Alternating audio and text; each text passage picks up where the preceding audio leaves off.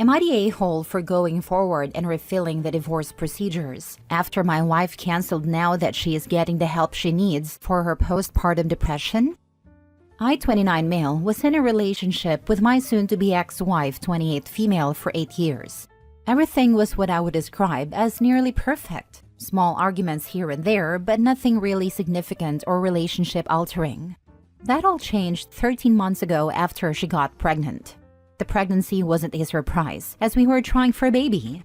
I seriously don't know what went wrong, but around the 4-month mark, my wife completely made a 180-degree switch from the kind, caring, and sweet woman she used to be to a total tyrant. I know it's harsh to say, but that's honestly the best way to describe it. I'm completely serious when I say that even my breathing became an issue for her. She would wake me up at 2 to 3 in the morning because she wanted something specific, and she'd become verbally abusive if I refused to drive 40 minutes to get her some ice cream she was craving. Once, she went on a tirade because she wanted Chick-fil-A on a Sunday and the place was closed, calling me a useless husband and every name under the sun. I wasn't allowed to sleep in the same bed as her, but then would get blamed in the morning for not sleeping in the same bed. If I cleaned the house, it was too loud. If I didn't, she'd get mad. I'd cook something she'd requested only for her to suddenly not want it. I bore it all, every insult, every bit of verbal abuse. I never raised my voice at her during this time. I begged her to get help, to talk to a doctor, a therapist, her mother, anyone. But she refused, which only made things worse because apparently by suggesting help, I was calling her crazy. I went with her to the doctor once and brought up the mood swings, but the backlash I faced afterward wasn't worth it. I also spoke with her mother, who tried to help, but my wife acted overly sweet in front of her, making it seem as if I was the crazy one. Even when I had video evidence, she made it seem out of context, turning people against me. 4 months ago, she gave birth. It wasn't an easy birth, but I was hopeful things would turn to normal. Instead, postpartum depression set in. Again, I tried to help. I researched, suggested ways to get support, and even spoke with a therapist on my own to learn how to better support her, but nothing I did was right. She accused me of calling her a terrible wife and mother, even though those words never left my mouth. Things reached a breaking point when she started becoming physically violent. My last straw was when she smashed a coffee cup on my head after a small argument because I took too long to bring her a cup of coffee. I was busy changing our son's diaper. This was the first time in 8 years that I raised my voice at her and told her we were done, that she needed to pack her things and leave. She went to her parents' house, and although she wanted to take our son, I didn't allow it. When she threatened to call the police, I pointed to the hallway camera and told her to go ahead, as it had recorded everything. A week later, I was served divorce papers. I had intended to file myself, but hadn't had the time with work and taking care of our son. 3 weeks ago, when I got back from work, my in-laws were waiting for me. Apparently, they had convinced her to see a therapist after they threatened to kick her out. I should become as abusive to them as she was to me. They finally believed me and understood that I wasn't making things up. They gave me a letter from her before they left. In the letter, she apologized for the way she'd treated me, saying she didn't know why she did it and had no excuse. She explained that after her parents threatened to kick her out, she saw a therapist and psychiatrist and is now on medication. She said she stopped the divorce proceedings and wanted to give us another chance.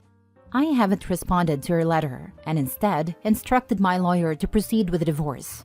I handed over the letter to my lawyer, as it includes a lot of details about her behavior and her admissions of abuse. I also have video evidence, including footage of her breaking the coffee cup on my head and my hospital visits for stitches and burns from the hot coffee. Now, people are telling me I'm the a-hole for not giving her a second chance, especially now that she's getting the help she needs. They say I should forgive her to keep our family together, that if I truly love her, I should be able to forgive her actions while she was not in her right mind. They're calling me a monster for not understanding what she went through. But my question is, why didn't she take the help I suggested? I did everything humanly possible to support her, but she refused and made me out to be the villain. Nothing I did was ever right or enough. Even when I removed myself from situations, I was wrong.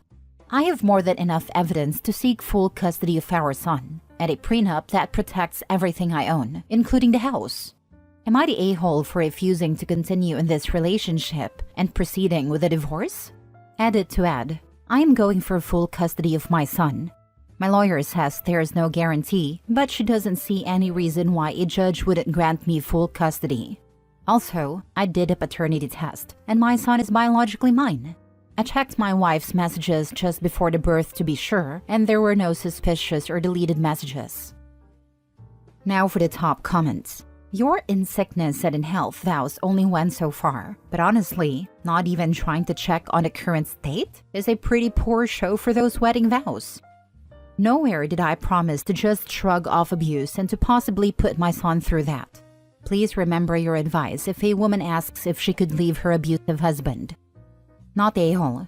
You and your son were not worth her getting help over, but her parents are? She abused you. No matter the circumstances, she doesn't get to play the victim now.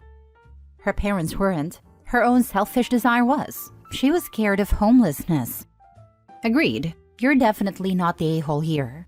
It sounds like you've been dealing with a lot of emotional and physical abuse from your wife, and you've done everything you could to help her, including suggesting therapy and offering support. When someone refuses help and becomes abusive, especially during a vulnerable time like postpartum depression, it's not your responsibility to keep trying to make it work, especially when your safety and well-being and your child's are on the line. Her seeking help now is a positive step, but that doesn't erase what happened. You have every right to prioritize your well-being and your son's future, especially given the evidence of abuse and how she's treated you. Moving forward with a divorce and full custody is understandable, as you're looking out for your son and creating a safer environment for both of you. Keep doing what's best for you and your child. Postpartum depression is very real, and give her a second chance to get back to being a normal person. She destroyed her body and mind making you a father. Most people handle that fine. She didn't. Give her the opportunity to recover from her mental illness and stay separated until she does. She either recovers or she doesn't, but to throw your entire relationship away and give up on her because she has a very real mental illness is not looking at the full picture. She threw it away. I tried for months and I'm done trying. If I did something even remotely similar, would your advice to her be the same? Why should I continue? She refused to get help until she had no options left, until everyone turned their backs on her. Now I'm suddenly good enough again? But for months I was treated like a useless stain on the carpet. I was told to F off just for breathing in the kitchen while she sat in the living room. Apparently my breathing was too loud and irritated her. There was no other noise. I literally walked into the kitchen and her words were, F off, you're breathing too loud, and it's irritating me. If you had postpartum and acted that way, I'd give the same advice. Or if you had a real mental illness for that matter. Have you looked into exactly how postpartum can ravage a woman's mind? It can really mess them up. And if she didn't act this way before, why are you struggling to feel empathy for her now? If she was already unglued and postpartum made it worse, I'd agree it's not worth saving. But I'd suggest doing some research on the mental illness before signing anything to make this permanent. It should go without saying that her actions were traumatic for you. But if her postpartum was that severe, it wasn't really her doing those things. It sounds like she lost control of her mind shortly after birth. If you were in love with her before all this started, maybe see if she can recover.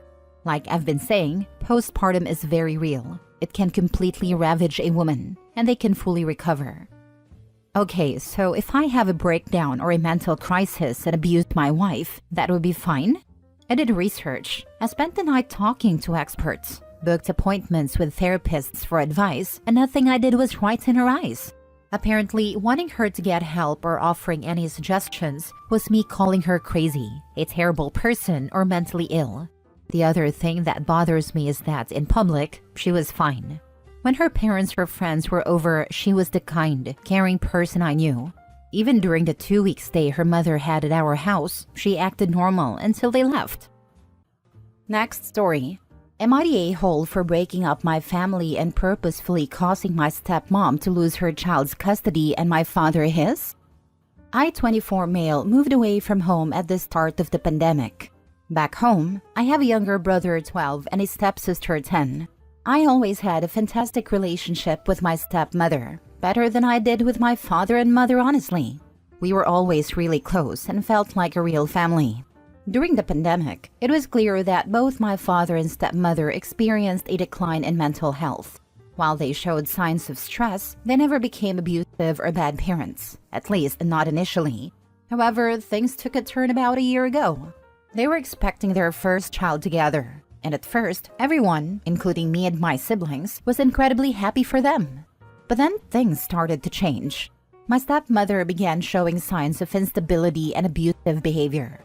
I think it started affecting my father first because he withdrew, burying himself in his work and drinking, becoming extremely distant.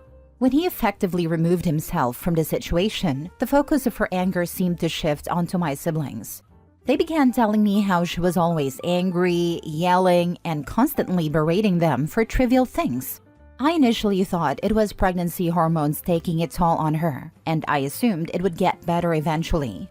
So, I comforted them as best as I could and told them we needed to be understanding since she was going through a hard time. But it never stopped. The baby is now 6 months old and the situation has only worsened. I tried to talk some sense into my father, but nothing came of it. When my brother came to me with a bruised face and told me she had hit him, I lost it. I didn't even contact my parents. I collected all the evidence I could, went straight to the authorities, and then informed my mother and my stepsister's father in that order. I didn't care about my father and stepmother anymore. My siblings were my priority. After a series of legal procedures that I frankly don't fully understand, my mother now has a custody of my brother. My stepsister is with her father, and the baby is staying with my paternal grandparents while his permanent situation is being decided.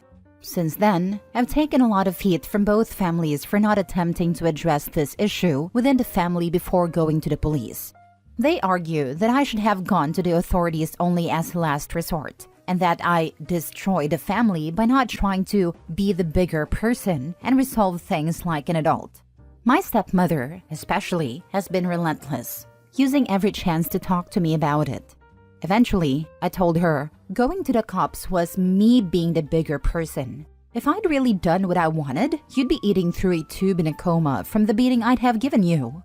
Honestly, that's exactly what I wanted to do, and the only reason I didn't was because she has a baby and a daughter of her own. I also wanted to beat the heck out of my father for neglecting his children. He's very lucky that my brother still loves him. Not the a-hole. You did everything right. Going to them would have put them in defense mode and they may have hidden things and coached the kids. Your stepmother has clearly had some sort of mental breakdown. Hopefully she gets the help she needs out of this. You're a hero to those kids. Yeah, I honestly don't know what's up with her. But at this point, I'm not exactly sure I care anymore. At least not as far as the kids are concerned. She burned that trust, mental breakdown or not.